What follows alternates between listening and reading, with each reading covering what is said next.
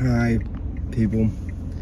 So, I'm on my way to my brother's house at the moment. Because I don't know, I need to like spend time with somebody. I don't know. Because just nothing feels good right now. Nothing. And this is not a call for alarm. This is not a final goodbye type message. I just feel really shit at the moment. But yeah, I think I just need some company at the moment. I feel really greasy and gross. I don't want to go to work tomorrow. My throat's sore. I'm getting a bit sick, and I feel fat. I feel disgusting in this moment. I feel poor. I feel broke, and I'm just like, nothing is serving cunt at this time. But I wanted to get on and record it because it always makes me feel good to just like talk a little bit about it, or just to acknowledge that it's happening. Also, oh fuck me, I can't turn up these lights. Yeah, I'm not feeling my most slay at this moment, but you know, it is important to like acknowledge that it's fine. I need to acknowledge myself in this moment that I do need to acknowledge that I am not trash, I'm not fat, I'm not disgusting, I'm not ugly.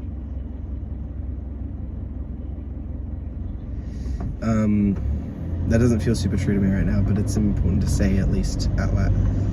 Say it at the very least out loud. But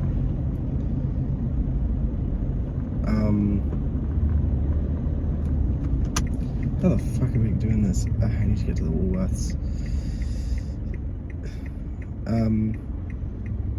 Yeah, everything just feels a bit shitty at the moment, but things will get better and it's gonna be okay. And we'll just, you know, sometimes we'll just have days like this where nothing feels good, but I'm sure that will be remedied in a moment when I spend some time with my brother, because my brother and his to-be wife, his fiance, always make me very happy, so we're gonna go with that. But yeah, I just wanted to kind of check in and just acknowledge that I'm not feeling good. So yeah, but it's okay to not feel good. If you're not feeling good, we're in it together, sister. Yeah. Bye-bye. Hello, lovely people. So I'm sat here by having a little candlelit moment because I just finished yet another book because, you know, I'm a man of a certain level of intelligence and a man of a certain knowledge in relation to literature. So I just finished the book Circe by Miss Madeline Miller. And so anyone who has watched previous videos on my channel saw my reaction to Song of Achilles, and I was certainly a lot less composed then than I am at this moment. I'm going to talk about why in this book. So this book was a very beautiful experience. It was a very beautiful thing. So where Song of Achilles, you know, took advantage of my queer yearning and decided to stick its fist up my ass, up my intestinal path, and into my, somehow outside of that digestional tract and over to my heart in my circulatory system, and pull out my heart, squeeze out all the blood and life force it had to offer, and then force it back into me, leaving me but a husk of what I was previously. This book took me through a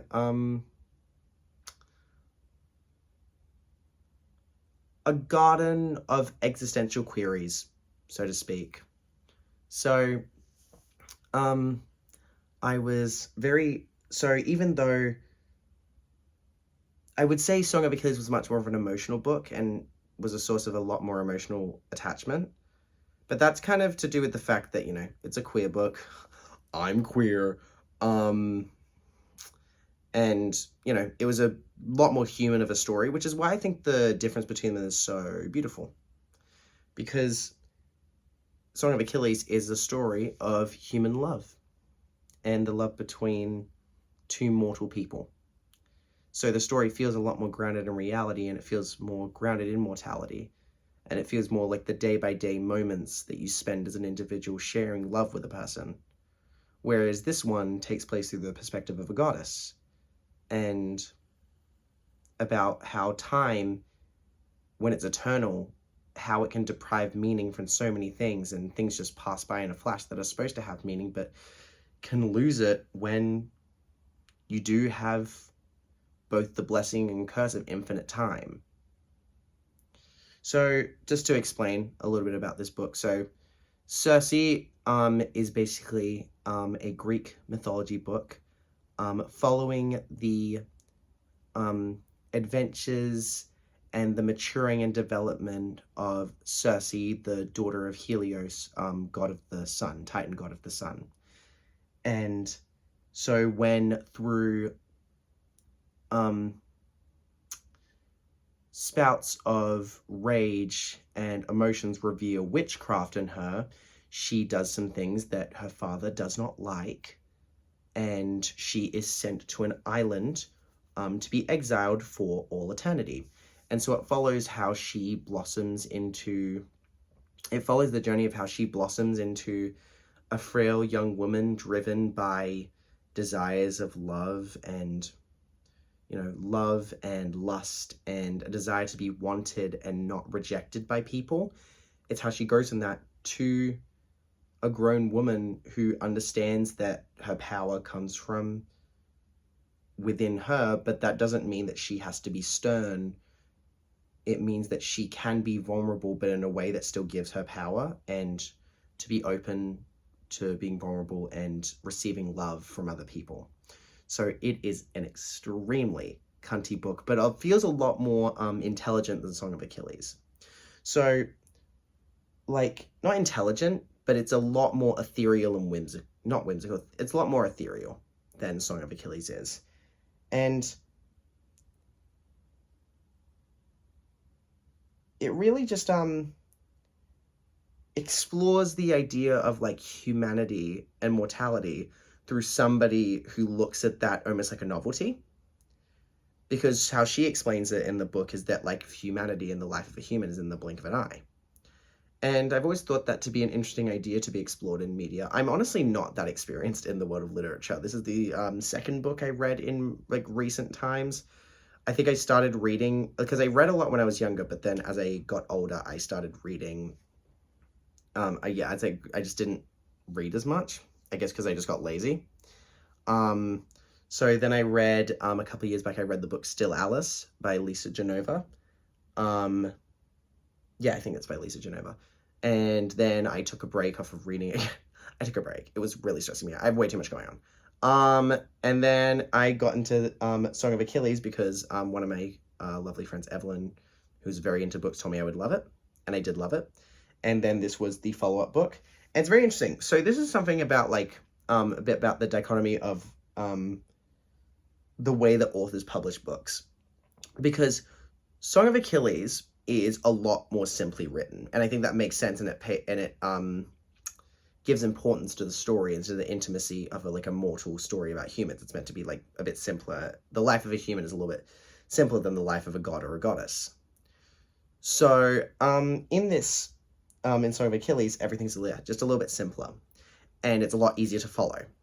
And then so I expected maybe that Madeline Miller would have a similar writing style with this, but this one is actually a lot more complex, and the usage of metaphor and descriptive language is a lot more of a winding path that's not always so easy to understand, and it takes a couple of minutes, or it takes a couple of rereads, at least for me. Maybe I'm just dumb as shit, but it took a couple of rereads for me to really understand the scope and the imagery that was trying to be purveyed in a lot of these scenes taking place in the book. And that's really interesting. And what it made me think about is I feel like maybe, and this might be an author thing, I think that maybe Madeline Miller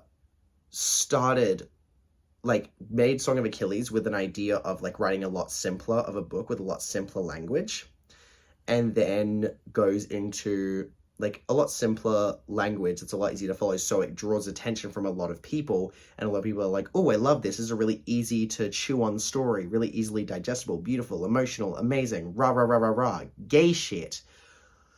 And then when she's now established like a fan base, people who are excited to see what she does next, she really shows off the real depths of her writing talent in this book. And there are a couple of moments in it that I really, really love. A couple of notable quotables that I really, really love from it, that are explored.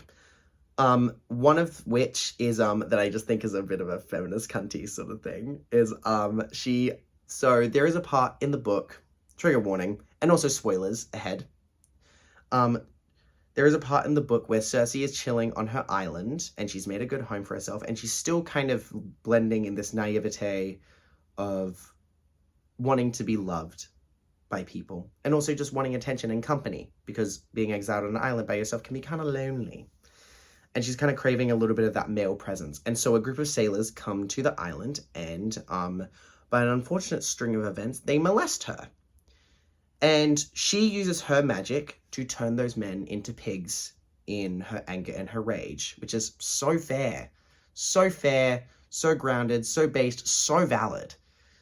And she does that, and then she takes them out to their pen, and after seeing the way that men turn to pigs, whine and squeal and make a mess and carry on, she says the line that I'm probably paraphrasing a little bit here, but she says, in truth, men don't make very good pigs. And I just thought that was such a sick fucking play upon the idea of like the men are pigs sort of line. It just even further demeans them. And if there's anything I'm passionate about, it's about demeaning men. I would cut off my own penis if I knew how to in a safe manner.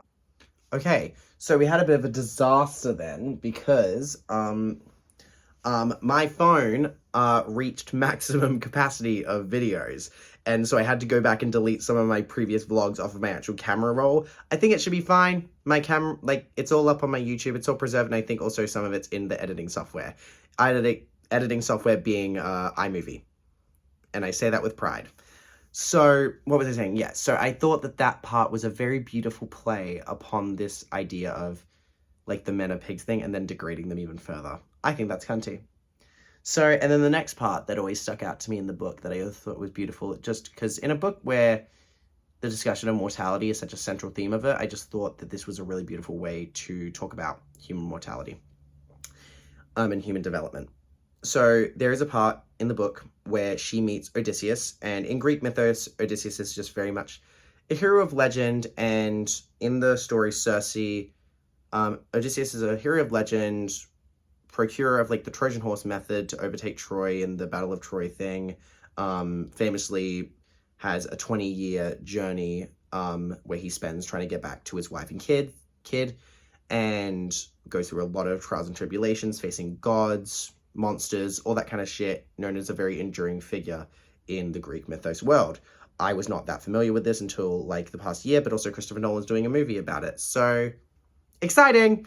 But across his journey, he meets Cersei and develops a sort of affair with her away from his wife. And this is something I'm going to get into, I want to ask at the end here, is about the moral quandary of this and beg a question to anybody watching, of which you may not even answer, which honestly, couldn't give a shit. But, yeah, so he meets her and he talks about his experiences being a captain for these soldiers that have traveled with him on this very, very long journey. And so he's traveled with these men, from which they were very, very young, and they were basically children, to which now decades later, where they are now adults and maturing. Well, not even that kind of plays into this, but they are now older and changed by the experience before them. And he talks about, because he's taken them for such a large developmental period of their life, they've never been able to know the simplicities of youth. They've never been able to have those bonding experiences that you have when you're very young that kind of make you and prepare you for being older. And then, because they were never able to have those experiences, they were never able to mature as adults. And they weren't able to have the awareness of how to be just, or know the importance of kindness and mercy, or to know just how the unfairness of being an adult and how to handle that. And so he says to them that I took these men for a very, like he talks about taking these men, and I believe the line that's written is, I fear that I've not only robbed these men of their youth, but also of their age. And that really stuck with me when I was reading it, because I think we always talk about like the relishing and the relish is right, relishing, they like the relishing in and the desire to preserve your youth and to maintain your youth and clinging to that as hard as you can. And I know I'm coming about this from a very privileged perspective because I'm 22. So, but I think that it's very interesting to also flip the perspective to that there is something very important about getting older. And there is something very beautiful about aging.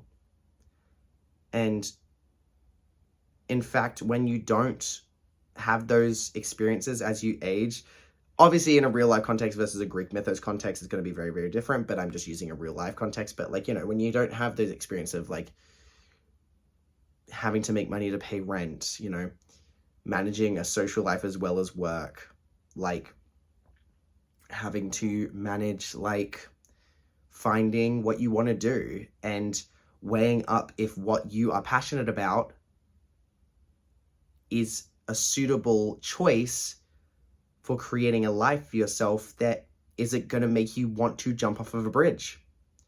So weighing up whether is what you're passionate about worth pursuing, or is it, do you need to settle for something that you like but just aren't as passionate about?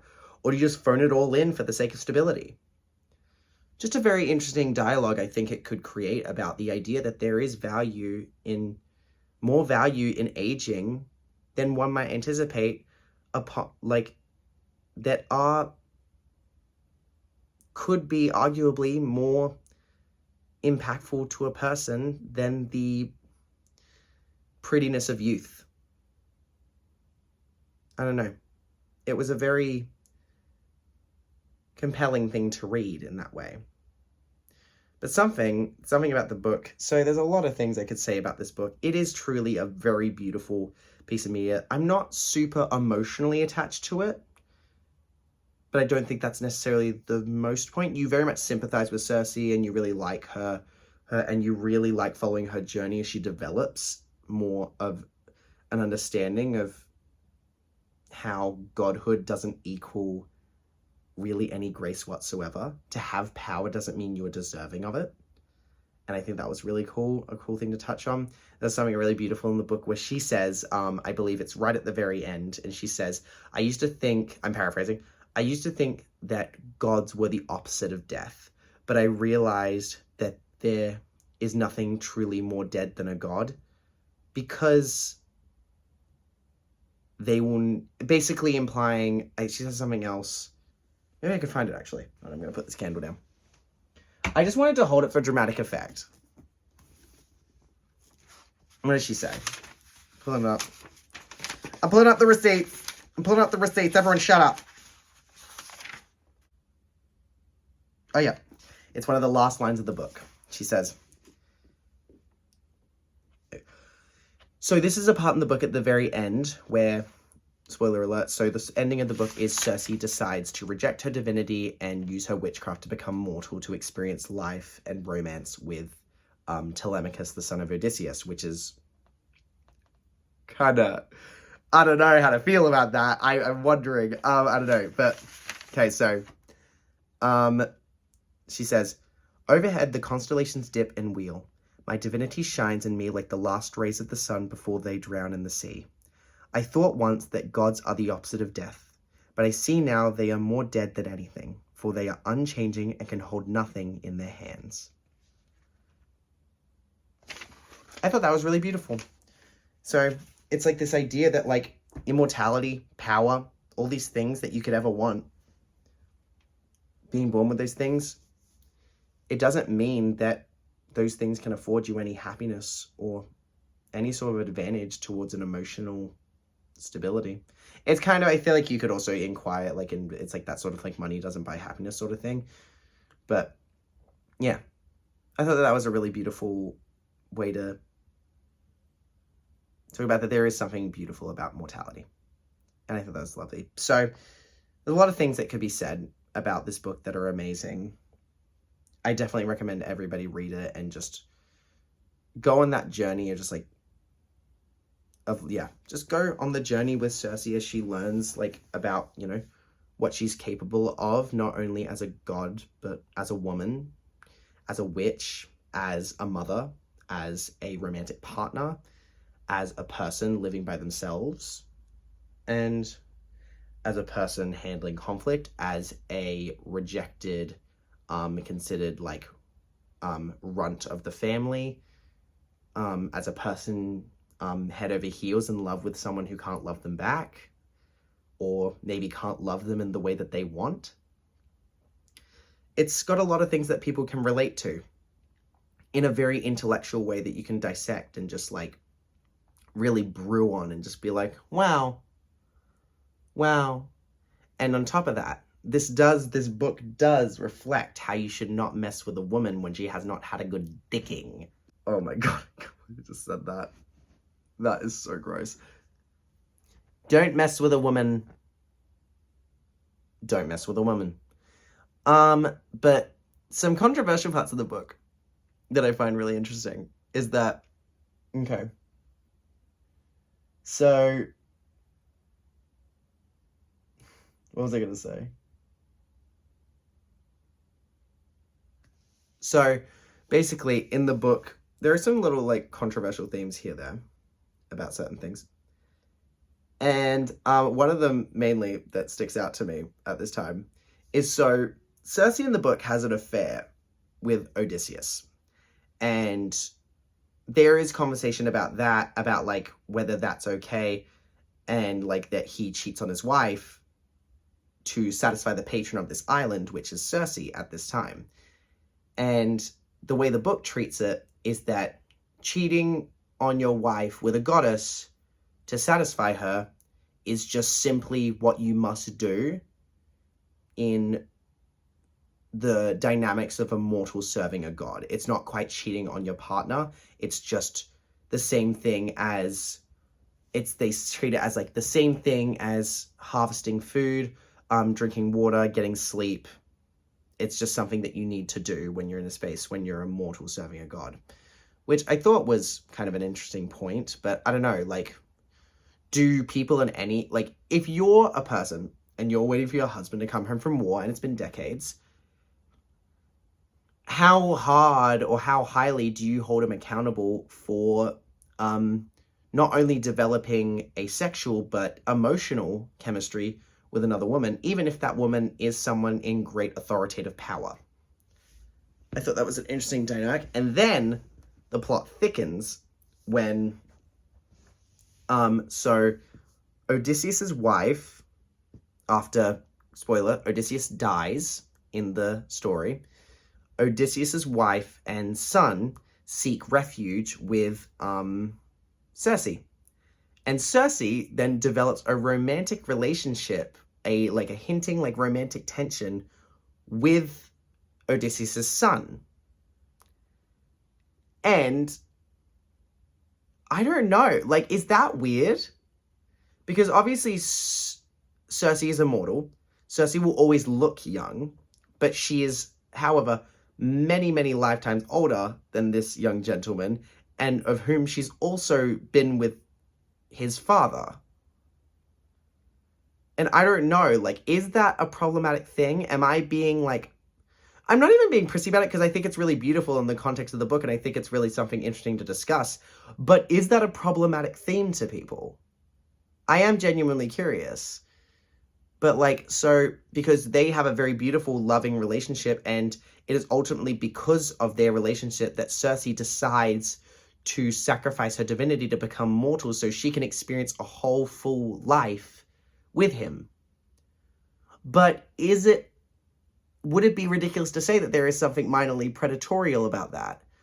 Like, her taking advantage of, like, not taking advantage, but her, like, ensuing in a romantic relationship with someone who is not only significantly younger than her, but also someone who is the son of someone she had a very deep romantic emotional relationship with. Is that not weird? Because I feel like if I had a relationship,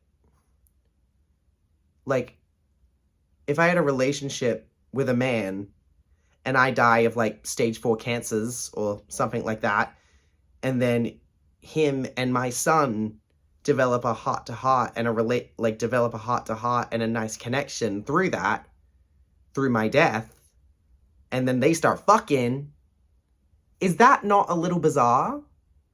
I genuinely don't know. But it's very beautifully written in the book, but it's a very I need to say it's a bit controversial, and I think that's fun. I think that's very fun. So yeah, just something to chew on, I guess, that I was thinking about. Obviously, it's not real. And also, things in Greek mythos fly a little bit differently than they do in the real world. So it's always like neither here nor there. I mean, there are plenty of people like fucking their brothers and sisters in this. So maybe it's just a sign of the world and you just have to accept this world and its rules for what it is and not project too much of like a modern human Western stance on it. But it does make you wonder a little bit. But that's what good books do. They make you wonder about these sort of things. Yeah, I would definitely rate this book really, really well. And if anybody is considering going on just a journey that discusses witchcraft, woman shit, feminism, sex, incest, gay stuff, sort of, fucking violence, magic, all sorts of fucking tomfoolery left, right, and center, I would say that this would be a beautiful book, a beautiful read for anybody who's interested. So yeah, I hope that everybody watching has enjoyed me doing a very improvised rant upon this whole situation. I hope it was somewhat coherent and enjoyable to listen to. And if it wasn't enjoyable to listen to, you probably didn't stick around. So that's so fine. But listen,